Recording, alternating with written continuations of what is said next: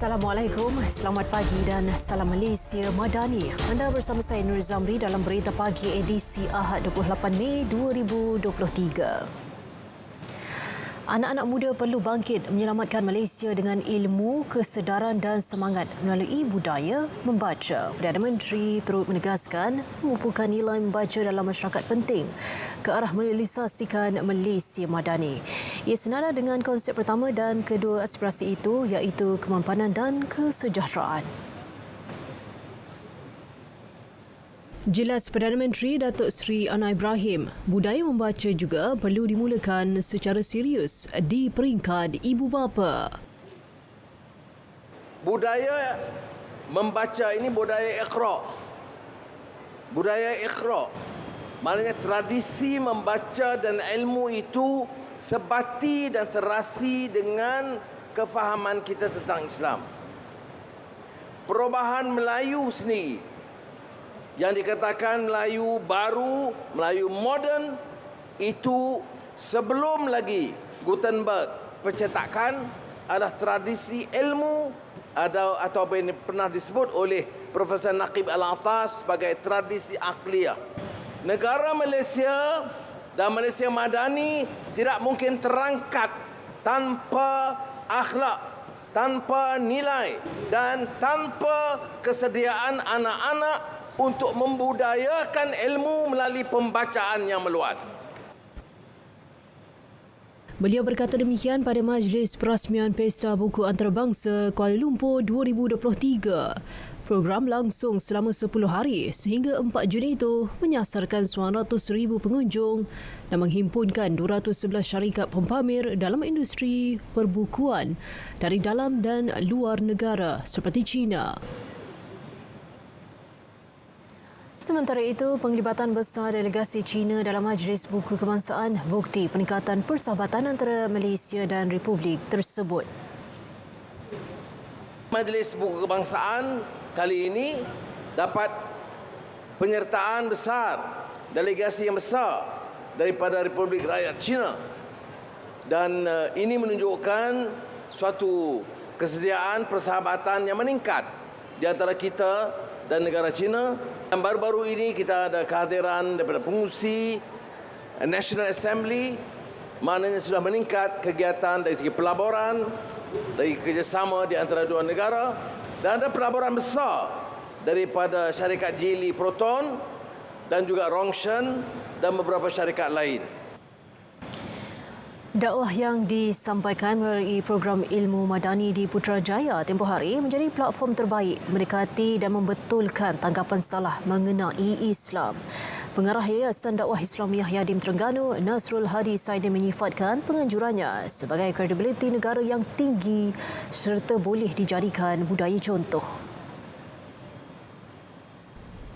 Kehadiran 18,000 pengunjung sempena program itu juga bukti masyarakat di negara ini bersatu tanpa mengira kaum bagi mendapatkan ilmu agama. Saya tengok penglibatannya juga adalah penglibatan yang menyeluruh.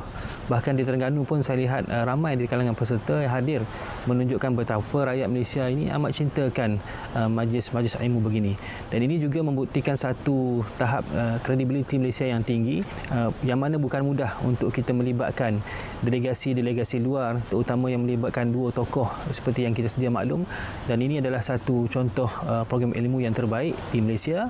Sementara itu, salah seorang peserta yang berkesempatan menghadiri program itu berkata, kedatangan dua tokoh agama dunia itu nyata memberi impak besar kepada negara.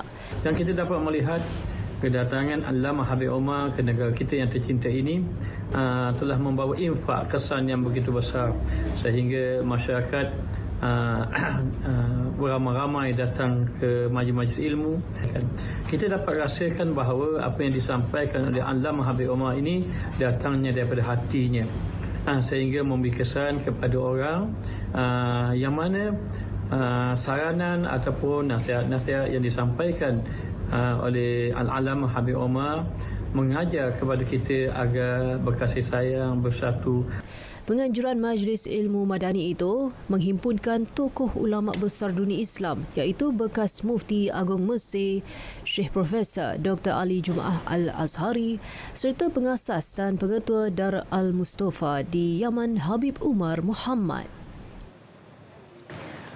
Mengukuhkan hubungan baik antara pihak kerajaan dan penduduk setempat itu antara objektif pelaksanaan program Karnival Kita Madani peringkat seberang Perai Selatan di Sungai Duri Nibong Tebal melibatkan 39 jabatan dan agensi kerajaan. Pengarah Jabatan Penerangan Negeri Sabri Said berkata program tersebut sekaligus merapatkan silaturahim masyarakat berbilang kaum. Di samping memberikan perkhidmatan kepada rakyat, kami juga orang kata berusaha untuk mengukuhkan hubungan baik antara masyarakat di kawasan sekitar dan juga dalam masa yang sama kita juga nak mewujudkan satu hubungan antara pihak kerajaan dengan penduduk setempat. Ia juga dilihat mampu membantu golongan yang kurang berkemampuan untuk mendapatkan perkhidmatan kerajaan dengan lebih baik, terutamanya warga emas. Lebih memudahkan lagi lah sebab orang tua-tua lu ni dia kurang sikit pasal IT. Dia program macam ni dia boleh mudah kerja mereka sikit kan. Tadi kan dia orang bayar cukai dalam online di sini, tak payah pergi pejabat jauh-jauh. Orang yang tak ada transport, turi bayar saja. JPJ kaunter pun senang juga, nak bayar apa-apa senang. Program ni baguslah untuk rakyat sebab dia mengeratkan silaturahim. Dari situ kita dapat tahulah apa yang ada, apa yang tak ada. Jadi untuk kanak-kanak, untuk orang tua-tua, jadi benda tu baguslah.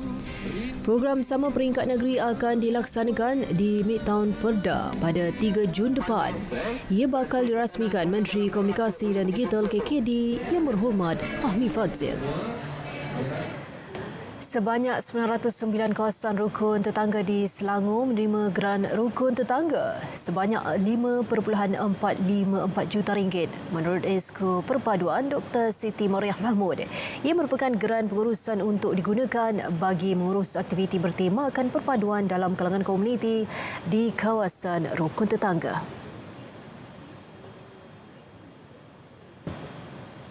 Tapi saya ingatkan KRT semua, bukan itu sahaja sumber mereka.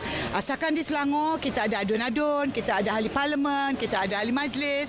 Program kita perpaduan mesti jangan work in isolation. Jangan bekerja sendiri, kita bekerja bersama agensi, bersama adun, bersama semua pelantikan-lantikan kerajaan. Jadi KRT insya-Allah di segi Selangor sangat baik di segi gerak kerja mereka dan juga kerjasama dengan adun-adun. Masya-Allah, ya. Banyak program mereka anjurkan dan kita bersama dengan mereka. Jelas Dr. Siti Mariah, setiap kawasan diperuntuk sebanyak RM6,000 setahun. Beliau berkata demikian selepas merasmikan sambutan Minggu Perpaduan Peringkat Negeri Selangor 2023 di Taman Tasik Shah Alam. Seramai 5,000 pengunjung menyertai pelbagai program seperti larian perpaduan, piknik perpaduan, persembahan kebudayaan, pameran agensi kerajaan dan jualan produk. Sambutan bertemakan perpaduan dalam kepelbagaian itu akan diteruskan di Taman Tasik Cempaka, Bandar Baru Bangi hari ini. Sementara itu, Kerajaan Selangor telah meluluskan peruntukan sebanyak RM400,000 bagi melantik seorang Duta Perpaduan Selangor di setiap 56 Dewan Undangan Negeri DUN tahun ini. Ia bagi menggerakkan program perpaduan di samping memupuk semangat muhibah dan kesefahaman di peringkat DUN. Peranan duta ini adalah untuk mewujudkan satu komuniti yang boleh bekerjasama di isu-isu perpaduan. Kalau ada isu-isu setempat, mereka juga perlu bekerjasama dengan KRT lah terutama. Kita dalam nak tahu lagi Kementerian Perpaduan ni banyak dia punya organ. Kita ada KRT, kita ada rakan tetangga. Banyak dia punya orang kata organisasi di peringkat umbi. Duta Perpaduan sebab dia bawa perpaduan, dia kena boleh kerja dengan orang lain semua. Dia tak boleh kerja solo. Ya, so jadi apa-apa program yang diperlukan untuk setiap DUN perlu dilaksanakan insya-Allah. Katanya pemilihan Duta Perpaduan Selangor akan diuruskan sebuah pertubuhan bukan kerajaan berdasarkan merit dan kelayakan. 5.23 melabuhkan tirai dengan jayanya semalam. Selain mempamer aset ketenteraan dan komersial, penganjurannya juga menyelahkan keupayaan negara dalam sektor aeroangkasa dan maritim bertaraf dunia. Ikuti rangkuman wartawan Syamimi Saripan dan Fahmi Zaidi.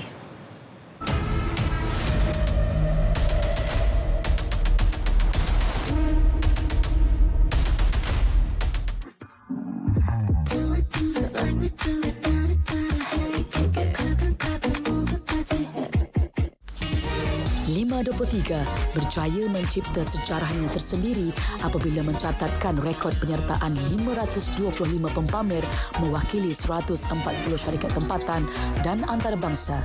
Ini melibatkan 18 negara termasuk Jerman, Perancis, Itali dan Jepun.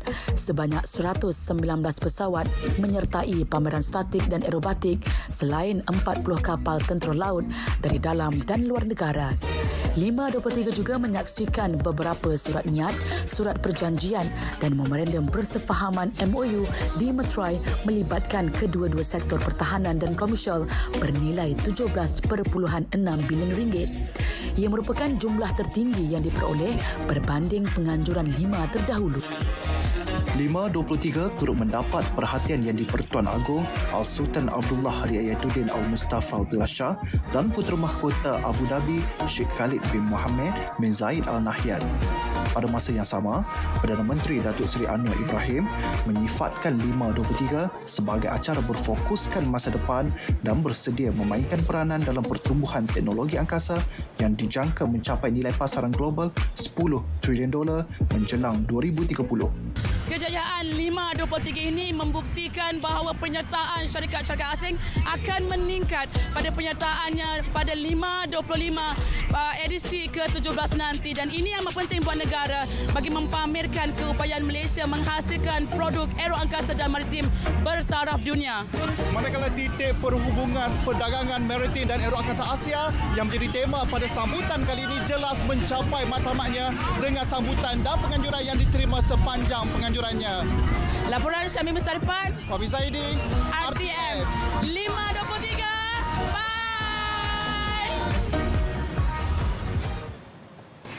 Sumbangan dan jasa wartawan sebagai medium penyampaian maklumat sahih kepada rakyat tidak boleh dinafikan. Sebagai mengiktiraf peranan wartawan dalam mencorak dan membentuk minda masyarakat, Hari Wartawan Nasional atau ringkasnya Hawana diwartakan pada 29 Mei setiap tahun. Sambutan kali ini diadakan 3 hari bermula semalam di Ipoh. Ikuti laporan disediakan.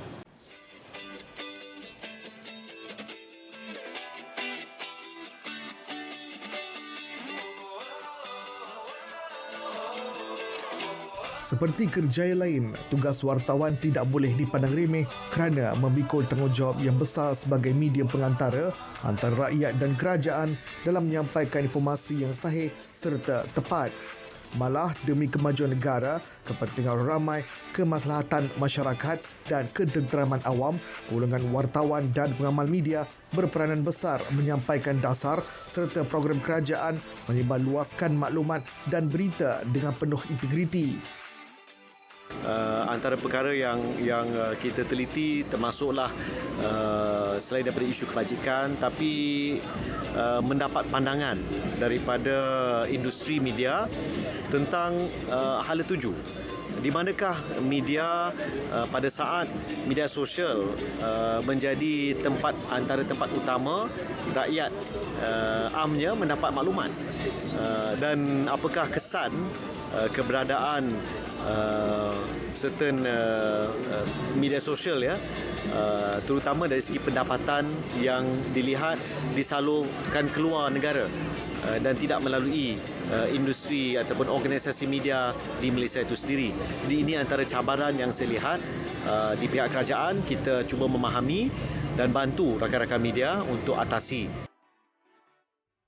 Cabaran utama dihadapi wartawan kini adalah penyebaran maklumat tidak sahih oleh pengguna media sosial yang tidak terlatih dan tidak terikat dengan etika kewartawanan. Sekarang ni ada demand baru pula. Kita kena jadi data kita kena pandai menjadi data analyst. you kena pandai baca analytics. Maksudnya di sini, bila kita bukan saja tahu menulis berita, tetapi kita kena juga faham bagaimana orang akan search, orang akan cari artikel kita di dunia maya. Jadi kita kena pandai keywords, kita kena pandai tagging. Jadi benda itu semua termasuk dalam SEO dan sebagainya. Jadi wartawan sekarang, dia kena jadi data analytics. Mengambil kira tanggungjawab besar serta berisiko yang dipikul wartawan, isu kebajikan mereka perlu dilihat secara serius. Hal-hal kebajikan petugas media lebih dititik beratkan. Syarikat-syarikat media membenarkan petugas media untuk menyertai kesatuan, dan juga yang lebih penting, petugas media yang diambil secara kontrak diberikan perlindungan insurans dalam melakukan tugas yang berbahaya serta dibayar allowance gaji lebihan masa bagi memastikan kebajikan mereka sentiasa terjaga. Hari Wartawan Nasional Hawana merupakan hari bagi menghargai jasa dan sumbangan pengamal media. Kerajaan Perpaduan akan sentiasa menghormati kebebasan media di samping cuba memahami hala tuju dan membantu industri media itu sendiri terus berkembang. Justru kita sebagai pengamal media perlulah berpegang teguh kepada etika kewartawanan. Selamat menyambut Hari Wartawan Nasional. Kita jumpa di Ipoh, Perak. Mohan Cinasami, RTM. Saksikan siaran langsung perasmian Hari Wartawan Nasional 2023 oleh Yang Amat Berhormat Perdana Menteri Datuk Seri Anwar Ibrahim pada Ahad 28 Mei 2023 pukul 3 petang di TV1 saluran berita RTM dan RTM Klik. Perkembangan musim haji 1444 Hijrah antara yang mencuri tumpuan sejak ketibaan jemaah 21 Mei lalu adalah 5 adik-beradik serta ibu mereka yang bertuah menjadi tetamu Allah tahun ini. Menurut Muhammad Asimawi Muhammad Azam, 26 tahun, inisiatif yang dimulakan ibu bapa mereka sejak 10 tahun lalu membolehkan 5 daripada 6 adik-beradik itu hadir sebagai Duyuf Rahman tahun ini menemani ibu mereka, Nur Arifah Hassan, 57 tahun. Memang seronok, memang best lah. Sedih, memang sedih lah sebab ayah pun tak pergi, dan adik perempuan saya pun tak pergi. Tak dapat semua lah? Tak dapat semua macam tu. Okey. Saya rasa perancangan tu perancangan mak ayah saya lah. Memang didaftarkan sebab dia consider mungkin adik saya yang dia terakhir, anak yang bungsu. So dia daftarkan terus semua. Oh, so memang seronok lah ni. Alhamdulillah, pertama kali syukurlah sebab satu family tu bukan senang kan dapat kan. Jadi alhamdulillah syukur. So jadi bila dapat berita yang kami punya haji kita berikan ke tahun ni, saya pun alhamdulillah syukurlah sebab memang sesuai pada masanya. Saya lepas SPM, saya belajar dan saya ada masa free lapang. Waktu tu saya boleh belajar. Bapa mereka Muhammad Azam Tumpang dan adik perempuan Umi Amani tidak dapat ikut serta tahun ini atas sebab masalah kesihatan peperiksaan. Masjid sesuai dijadikan tempat bagi memberi sokongan kepada individu yang menghadapi tekanan pasca pandemik, terutamanya berkaitan kesihatan mental. Menurut Pengarah Pusat Belia Antarabangsa Dr. Muhammad Maliki Muhammad Rafi, masyarakat kini lebih bersifat individualistik akibat kesan pandemik yang memaksa mereka bergantung kepada platform digital sepenuhnya bagi memenuhi keperluan harian sama ada bekerja maupun masih belajar. Aspek kesihatan mental telah menjadi suatu ancaman kepada semua orang. Jadi dalam hal ini, saya ingin sarankan supaya jadikan institusi masyarakat seperti masjid, persatuan-persatuan sebagai satu platform untuk menjadi kumpulan sokongan kepada kita. Sebagai ibu bapa dengan cabaran kita bekerja, membesarkan anak-anak, memang kita akan banyak, kata orang, blind spot, ruang-ruang kabur yang kadang-kadang kita tertinggal. Inilah masanya rakan-rakan di sekeliling kita. Jadi jangan hidup seorang diri. Ya, jangan kecilkan kehidupan anda kepada setakat suami isteri dengan anak-anak di rumah. Beliau berkata demikian selepas menyampaikan perkongsian pada seminar madani keibubapaan di dalam era digital, anjuran Kesatuan Pegawai Eksekutif Semenanjung Malaysia KEPAK dan kerjasama Majlis Agama Islam Wilayah Persekutuan Mawib dan Majlis Putra Putrajaya. Pusat Khidmat Krisis Sehenti OSCC memainkan peranan signifikan dalam menangani isu keganasan rumah tangga, penderaan kanak-kanak serta masalah seksual remaja. Menteri Kesihatan Dr. Zalidha Mustafa berkata, perkhidmatan OSCC disediakan di bawah Jabatan Kecemasan dan Trauma berupaya membantu dan merawat mangsa terlibat. Kita 24/7, jadi mereka boleh datang dan ada doktor yang akan attend kepada mereka, dan seterus daripada itu selepas mereka akan di refer kepada OSCC lah. Jadi kita akan panggil semua the stakeholders termasuk PDRM, YKN dan sebagainya, sokong sosial dan sebagainya untuk menguruskan kes tersebut. Jumlah kes OSCC di Hospital Putrajaya tahun lepas meningkat 10.6%, iaitu 300 kes berbanding 268 kes pada 2021. 1.7 juta pengunjung disasar ke Karnival Minggu Sains Negara MSN 2023 yang berlangsung bermula April hingga Oktober tahun ini. Menurut Menteri Sains, Teknologi dan Inovasi Chang Lih Kang, Karnival MSN kali ini memfokuskan bidang utama merangkumi kesihatan, planet, kimia dan bioteknologi, inovasi sosial, kejuruteraan, nanoteknologi dan angkasa.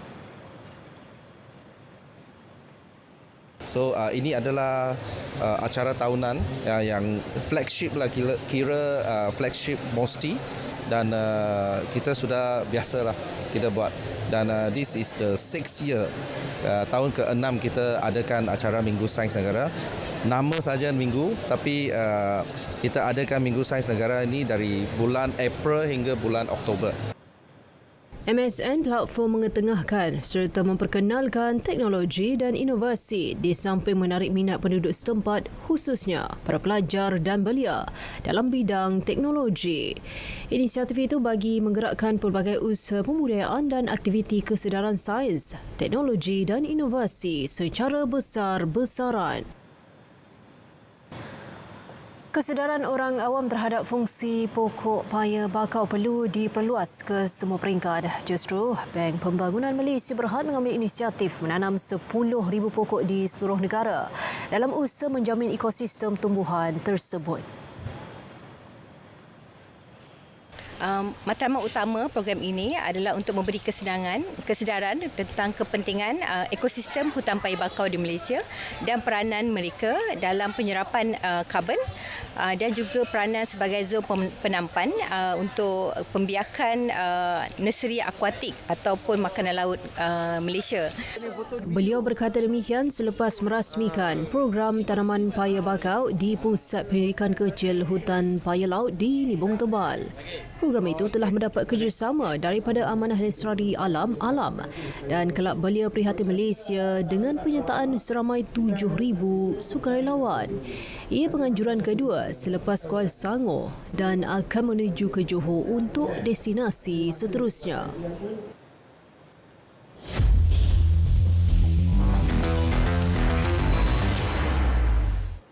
Perkembangan sukan kita mulakan dengan aksi badminton Malaysia Masters 2023. Beregu wanita negara Perlitan M. Tinah mencipta sensasi apabila berjaya melangkah ke saingan akhir kejohanan.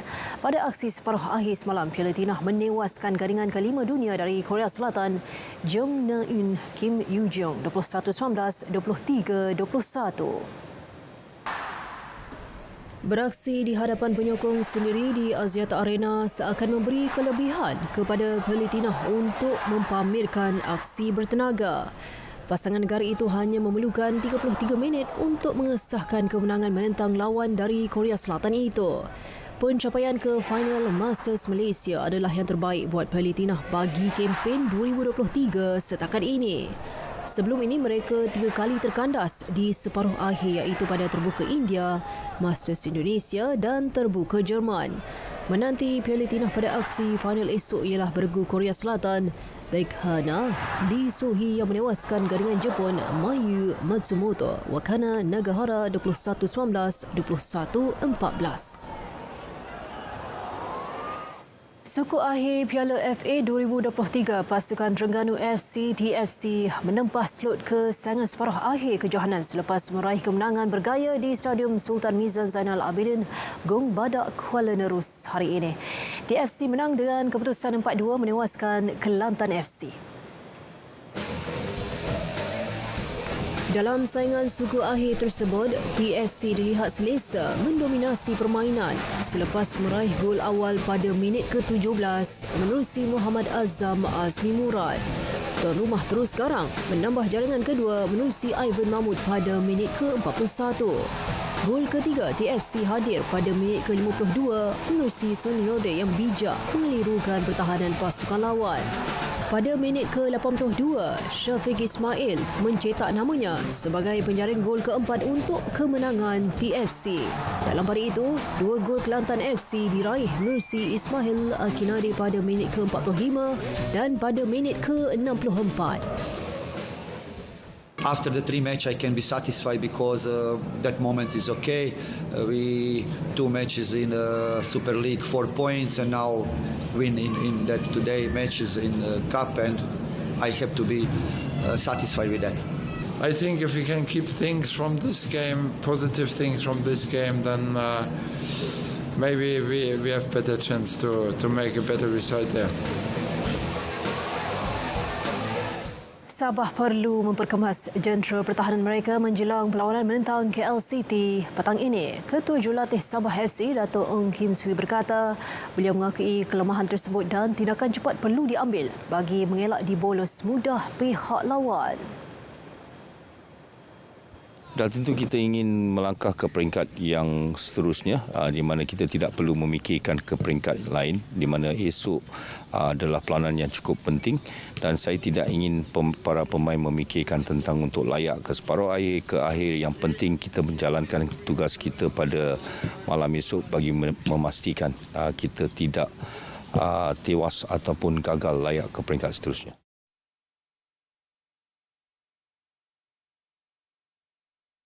Likas.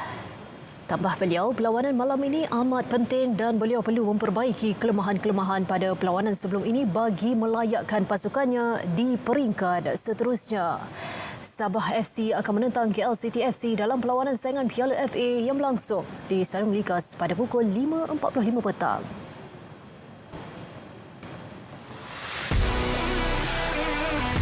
Bukan setakat luncur ais, pembaca berita pun boleh. Saksikan saya, Arif Rashdan dalam Stadium RTM 27 dan 28 Mei ini.